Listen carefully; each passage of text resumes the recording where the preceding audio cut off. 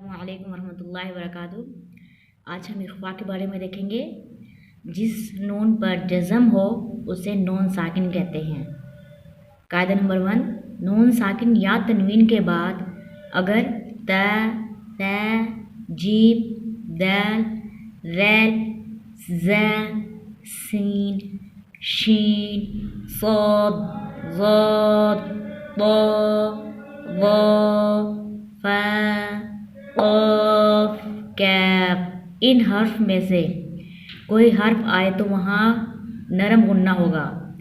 नून साकिन तनवीन के बाद अगर में से इन हर्फ में से कोई हर्फ आएगा तो वहाँ पर हम गुन्ना करेंगे।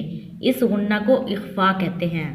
गुन्ना नाक में आवाज़ ले जाने को कहते हैं। नीज़ गुन्ना को एक अलिफ की मिकदार के बराबर अदा किया जाता है।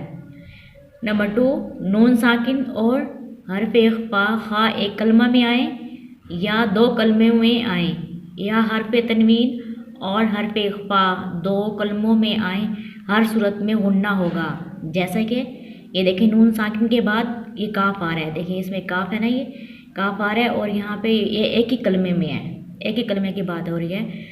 एक ही कलमे में आए और ये और दो कलमों में आ रहे हैं। नून साकिन के बाद काफ आ रहा है और देखिए दाल के बाद ये नून आ रहा है, तो ये दो कलमों में है और ये एक कलमे में है, तो हम इख्फा करेंगे इसको मियाकुम।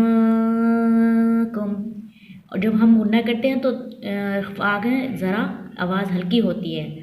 मियाकुम मा कान अदनिन तजरी, थोड़ी सी आवाज़ हम नाक में ले जाते हैं, लेकिन जब हम जो गुन्ना करते हैं ना नून मुशद्दद और मीम मुशद्दद वाला, उसकी हम आवाज़ फुल नाक में लेके जाते हैं।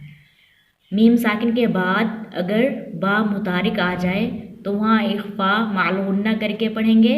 जैसे कि ये देखिए मीम साकिन के बाद बा आ गया है तो हम यहाँ इख्फा करेंगे मालहुम बिह। इसे इख्फा शफ़वी कहते हैं।